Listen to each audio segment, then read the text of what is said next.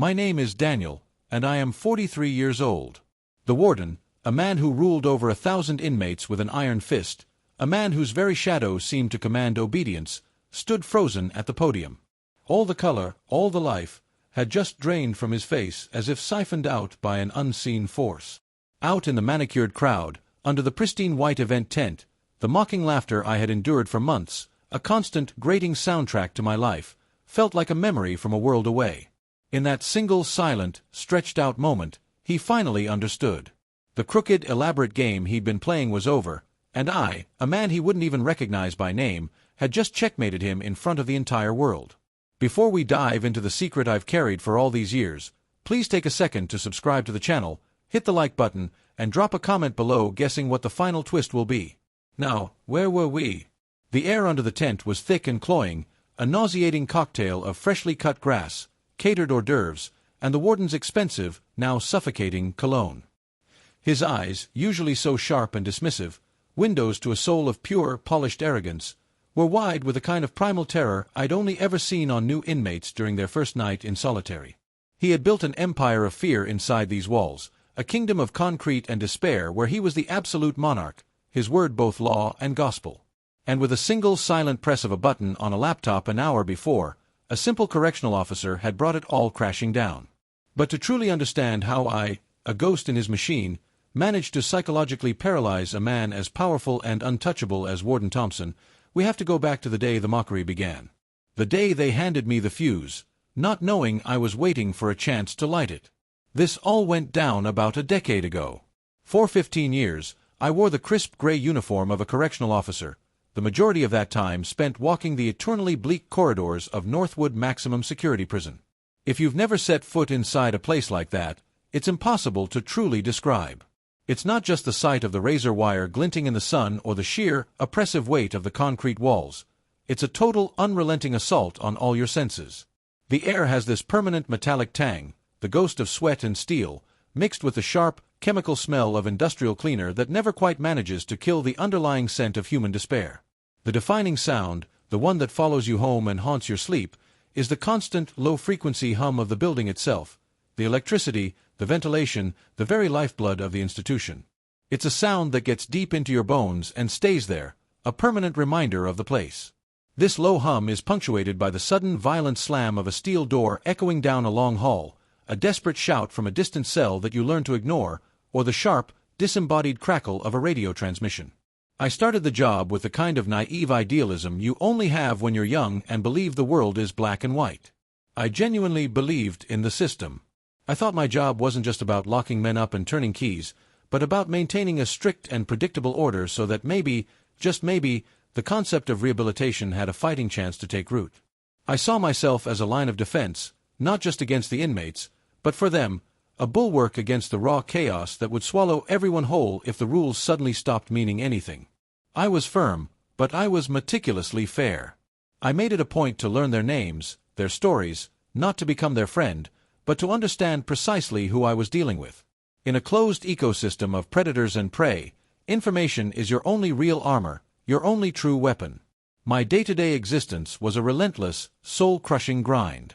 12-hour shifts that felt like 20. You'd arrive before dawn, get a clipped, monotone briefing on the previous shift's incidents, check your assignment, and step onto the block. The world outside would vanish. The rest of your day was just a tightly controlled series of managed movements.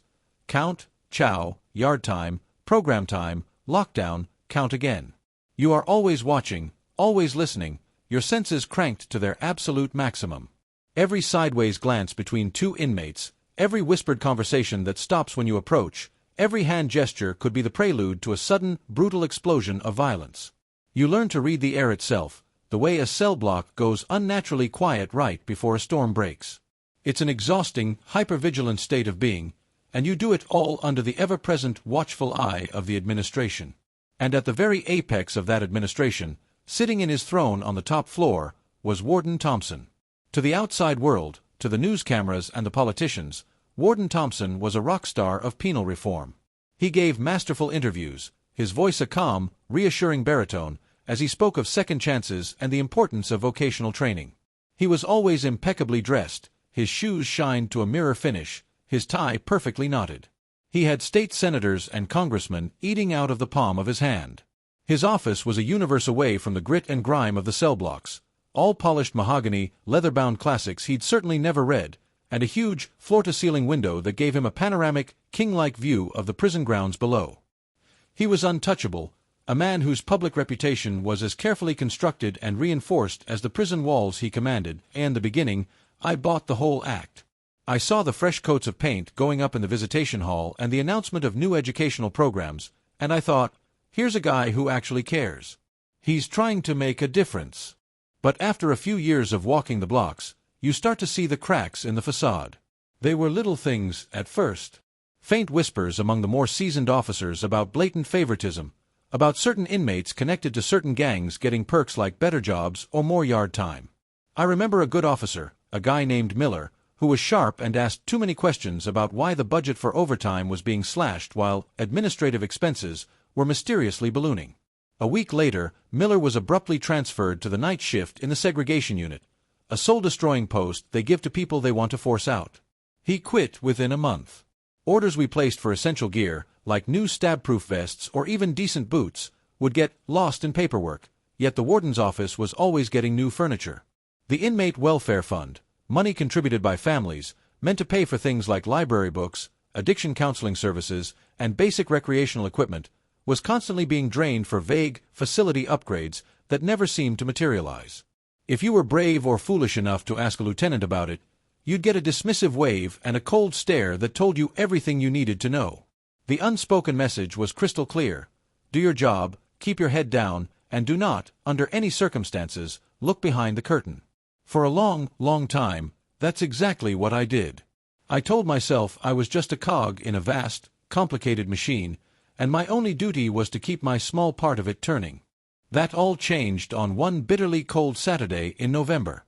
Saturday was visitation day, a day that was always buzzing with this weird, profoundly tense energy. It was a brief, fragile, 2-hour bridge to the outside world. As officers, we universally hated it. The security was a logistical nightmare, emotions were cranked up to explosive levels, and it was the prime opportunity for smuggling contraband into the facility.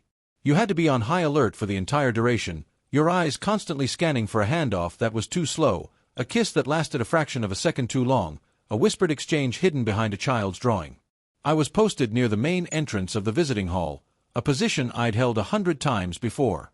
It was a big, cavernous, echoey room that smelled of cheap perfume, floor wax, and a thick undercurrent of desperation. Dozens of families were crammed around small, circular plastic tables, talking in low, urgent murmurs, trying to cram a month's worth of life into a 2-hour window. I was standing there, doing my job, wearing that neutral, unreadable mask that every CO learns to perfect, a face that says nothing and sees everything. That's when I first noticed them, a small, tight-knit group of 3 or 4 families. They kept glancing over at me, then leaning in to whisper amongst themselves. I recognized one of them immediately, a woman named Maria Vargas. Her son, Rico, was a major player in one of the big prison gangs, a man who carried himself with an unnerving confidence. As she was leaving with her friends at the end of the visiting period, she deliberately altered her path to walk right past me, not even trying to be quiet. "Look at him," she said, her voice loud and sharp enough for half the room to hear, a clear performance. Another one of Thompson's tin soldiers, standing there so proud in his little uniform. One of her friends let out a short, ugly laugh. "Probably gets a nice little bonus every time he writes a phony report on one of our boys. That's how they keep them in here, you know. They make up trouble so the warden can keep his beds full and his pockets lined." The words stung more than I expected. It wasn't just a random insult from a frustrated family member, it was the specificity that set my teeth on edge. Phony report. A bonus. It was utterly bizarre. I was a floor officer. The only bonus I ever got was making it to the end of my shift without a riot. I tried to brush it off as the bitter, nonsensical ramblings of a mother in denial about her son's actions. You have to have skin as thick as a rhino's hide in this job, or you'll be eaten alive. But it happened again the very next visitation day. And this time, it was louder, more direct. As I patrolled the perimeter of the room, Maria caught my eye from across the hall. She waited until I was within earshot of several other families. "Still polishing your boots with our family's tears, officer?" she called out, a smug, challenging smirk on her face. A few other visitors chuckled nervously, their eyes darting between her and me. "Tell your boss, Warden Thompson, we know what he's doing. We know all about his dirty little games." My blood ran cold. This wasn't random. This was targeted, and it felt coordinated. The specific mention of the warden, the phrase, "little games," it was too precise. But it made absolutely no sense. If the warden was up to something corrupt, why would they taunt me, a lowly guard on the floor? Why were they trying to put a target on my back? Every instinct I had, honed by 15 years of reading threats in the subtlest of cues, screamed that something was deeply and fundamentally wrong. Their mockery wasn't just an insult, it was a message. And I had no idea who it was truly for or what it meant. I just knew, with a certainty that settled deep in my gut, that I had to find out.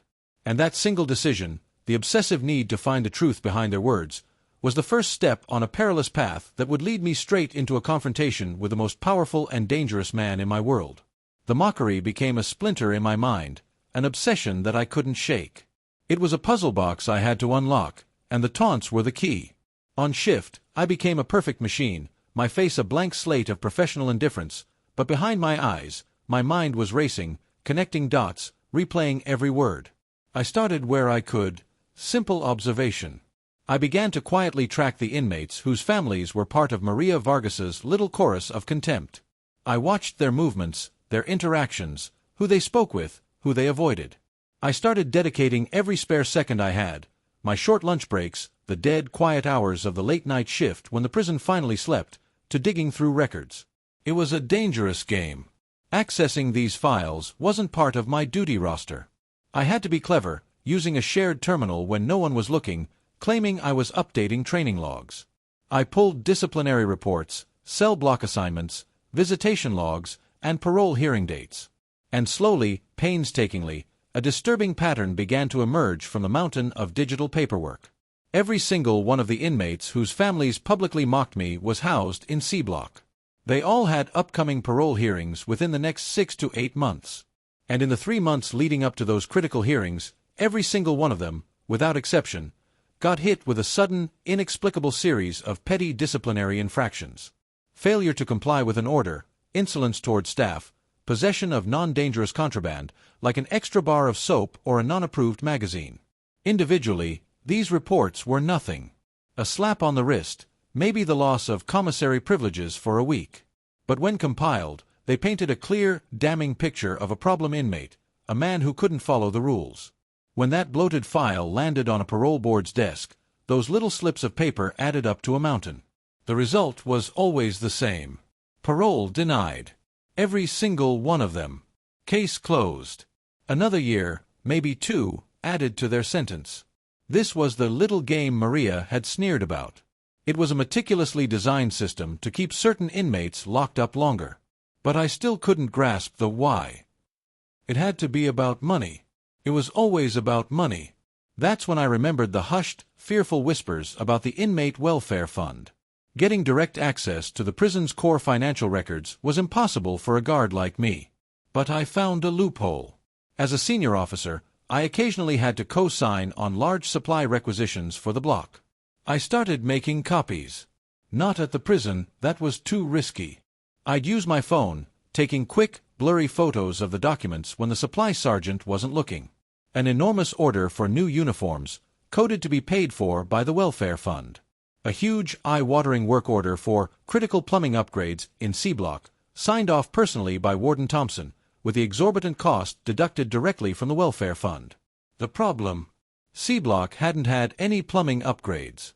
In fact, the hot water situation there was worse than ever, a constant source of complaint. I was staring at the architecture of a slush fund. The warden was inventing phantom expenses, pulling money from the inmate's own fund, and siphoning it away. But one critical piece of the puzzle was still missing, and it was driving me mad. Why were the families mocking me? Why this public, theatrical display of hatred directed at a random officer? Then, as I lay awake one night, staring at my ceiling, the real, sick, twisted logic of it all finally crashed down on me with the force of a physical blow. They weren't just angry. It was a performance. A carefully staged and directed play.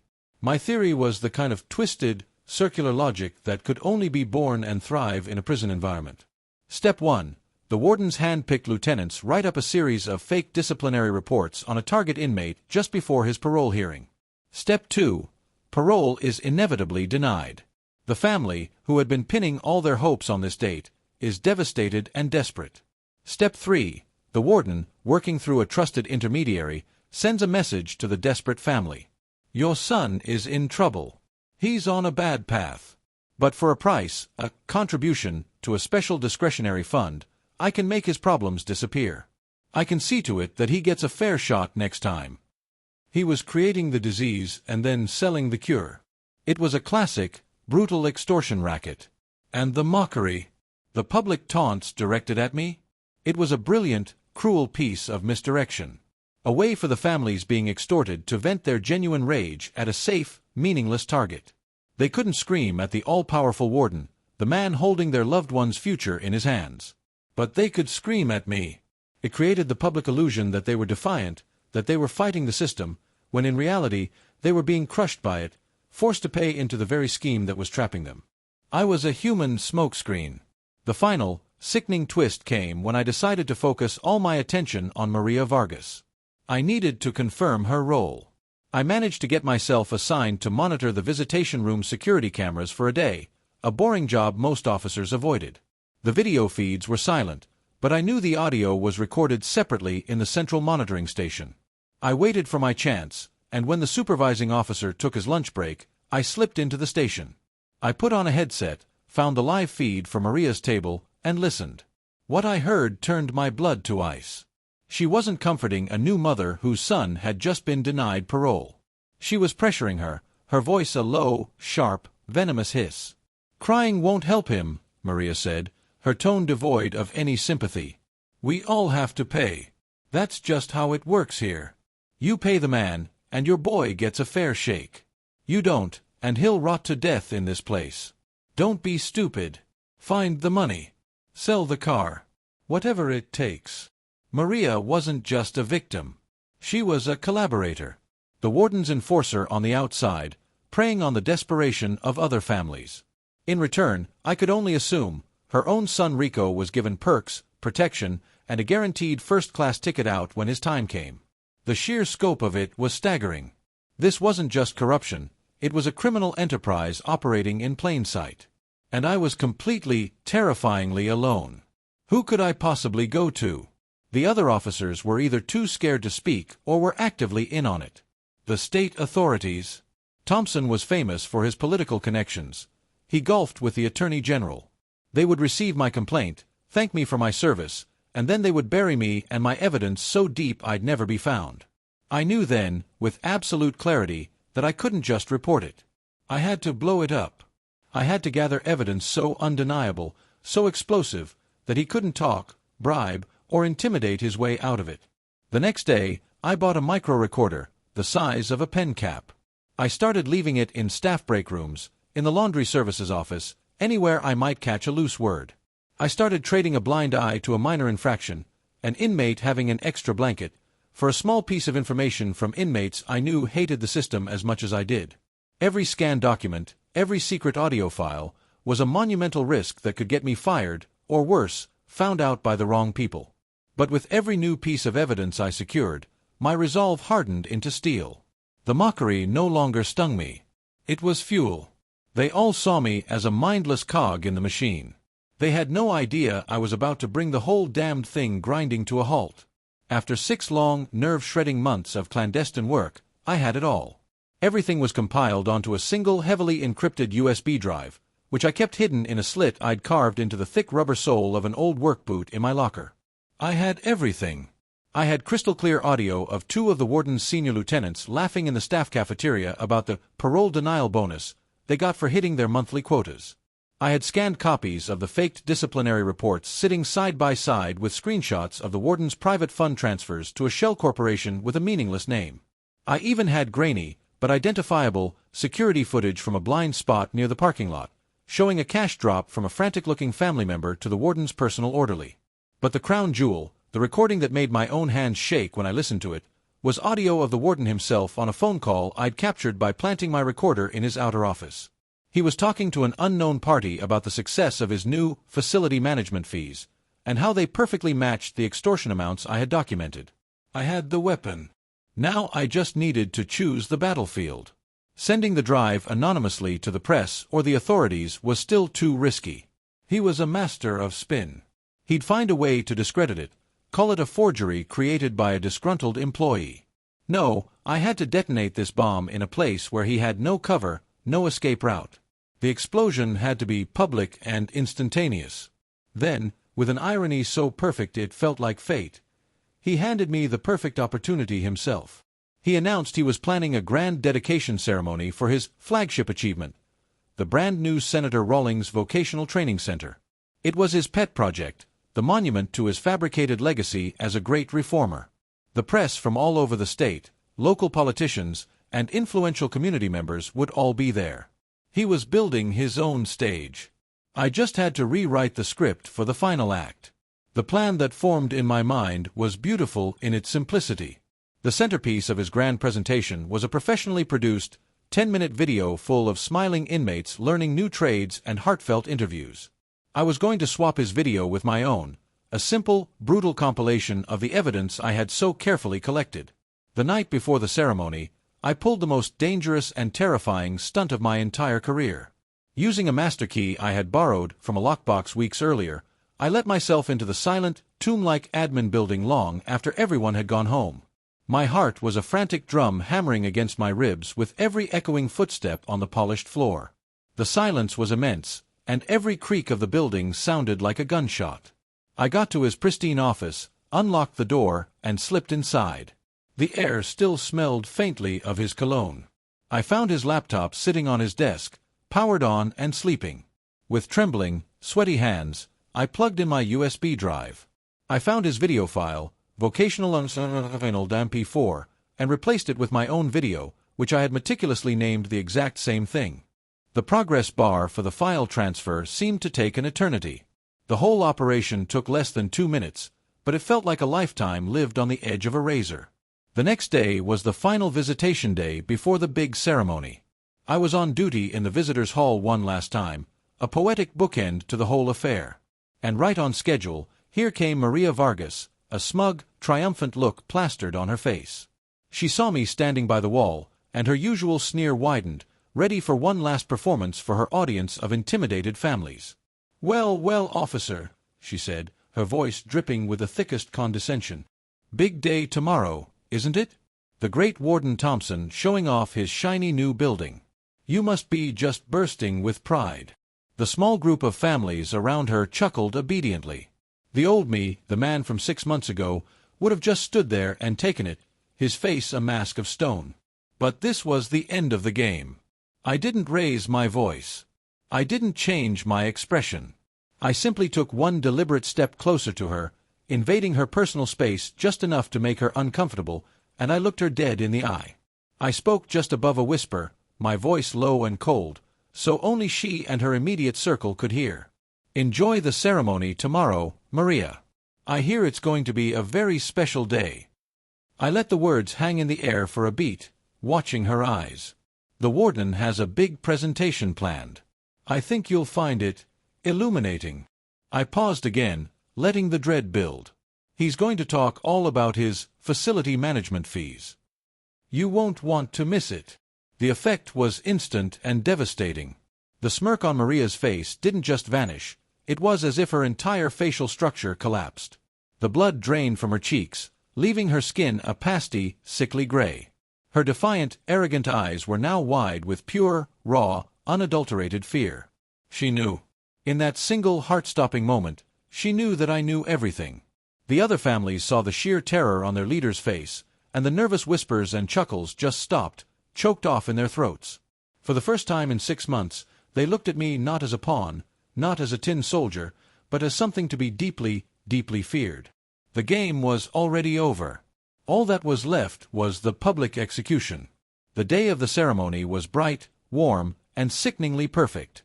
A large white tent had been erected on the main lawn in front of the administration building, filled with rows of chairs for the press, local politicians in their expensive suits, and a select few family members, including a pale, visibly trembling Maria Vargas, who was trying to make herself as small as possible in her seat. At the front of the tent stood a podium and a large projection screen, gleaming in the sunlight. The warden was in his element, gliding through the crowd, shaking hands, flashing his camera-ready smile, looking every bit the king surveying his loyal subjects. He had absolutely no idea he was attending his own execution. I was assigned to perimeter security at the very back of the tent, just another part of the scenery in my gray uniform, invisible. My pulse was steady, my hands were dry. All the fear had been burned out of me months ago, replaced by a cold, hard certainty. Finally, after a few gushing, sycophantic introductions from local dignitaries, the moment came. Warden Thompson took the stage to a loud, sustained round of applause. He beamed, soaking it in, holding his hands up as if to bless the crowd. He launched into a grand, sweeping speech about hope, redemption, and the tireless, innovative work of his administration in forging a new path for corrections. "But don't just take my word for it," he said, his smile widening into a confident grin. He gestured theatrically to the massive screen behind him. "Let our results speak for themselves. I'd like to share a short video with you all, showcasing the bright future we are building here at Northwood, one life at a time." He gave a crisp nod to the tech running the presentation. The lights under the tent dimmed slightly. The warden clasped his hands behind his back in a posture of proud satisfaction as he turned to watch his moment of ultimate triumph unfold. The screen flickered to life. But there was no uplifting orchestral music. There were no smiling faces. The very first thing the stunned audience heard was the warden's own voice, sharp and tinny from my cheap micro-recorder, echoing through the silent tent. "The price is non-negotiable," his voice echoed, cold and ruthless. 5,000. That's what it costs to clear his record for the board. On the screen, a scanned image of a bank transfer appeared, followed immediately by a copy of a falsified disciplinary report, signed by one of his lieutenants. A confused, uncertain murmur rippled through the crowd. The warden's smile faltered, replaced by a flicker of confusion. He thought it was a simple technical glitch. Then, the next clip played. The voice of his most trusted lieutenant, recorded in the break room. "Just write him up for insolence. The parole board sees that. He's not going anywhere. Thompson will be happy. Another one on the hook for a fee." On the screen, a simple spreadsheet I had created scrolled slowly by, its columns stark and damning: inmate name, falsified infraction, parole denied, fee paid. The tent went dead silent. The only sound was the frantic, rapid-fire clicking of dozens of press cameras. Senator Rawlings, the man whose name was on the new building, was staring at the screen, his face a mask of pure horror and disbelief. In the third row, Maria Vargas had both hands clamped over her mouth, her body shaking uncontrollably. The final clip was the kill shot. The warden's voice again, from the phone call, full of smug, self-congratulatory satisfaction. "The facility management fees are coming in quite nicely," he said. "This new model is proving to be far more profitable than we projected." The warden was no longer looking at the screen. He stood rigid, a statue carved from ice. His head slowly, mechanically, turned, his eyes darting frantically across the crowd, filled with a wild, animal panic. He was desperately searching for the source of his living nightmare. And then his eyes found me, standing in the shadows at the back of the tent. I didn't smile. I didn't gloat. I just held his gaze from across the space that separated us and gave a single, tiny, almost imperceptible nod. That's when he broke. The confident, powerful facade didn't just crack, it shattered into a million pieces. The blood completely drained from his face, leaving it the color of ash. His mouth opened, forming a silent "oh," but no sound came out. He was utterly and completely paralyzed, frozen in the spotlight of his own making, exposed and destroyed by the very corruption that had made him a king. The mockery that started it all was a distant, meaningless memory. All that remained was the silent, screaming truth, playing out for the entire world to see. The scene erupted into controlled chaos. Before the paralyzed warden could even process what was happening, two plainclothes state investigators, whom I'd anonymously tipped off to be present for a major announcement, moved in swiftly and professionally from the side of the stage. They flanked him at the podium, murmuring something I couldn't hear. Senator Rawlings was already on his feet, furiously denouncing the warden into the nearest microphone, his voice shaking with righteous rage.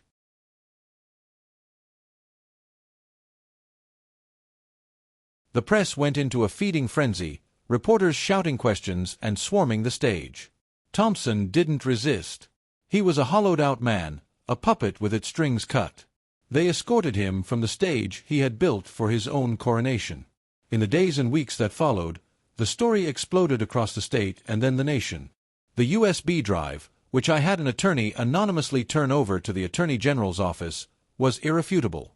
An official, top-to-bottom investigation purged the prison administration. Warden Thompson was arrested and, faced with a mountain of digital and audio evidence, took a plea deal that would put him behind bars for 25 years, not as a warden, but as an inmate in a facility 2 states away. Maria Vargas and her small ring of collaborators were also charged, though they received much lighter sentences in exchange for their full cooperation and testimony against the warden's lieutenants. The most important result, though, the one that truly mattered, was for the inmates. The state ordered a full, immediate review of every single parole denial issued under Warden Thompson's tenure. Dozens of men who had been wrongfully held, who had been extorted and left without hope, had their records corrected and were granted new, fair hearings. Men who had lost all hope of ever seeing the outside world again were suddenly being released, their sentences overturned. For one brief, shining moment, the system was forced to fix itself. I didn't stay at Northwood. Once I gave my official, confidential testimony to the investigators, I walked into the temporary warden's office and handed in my resignation.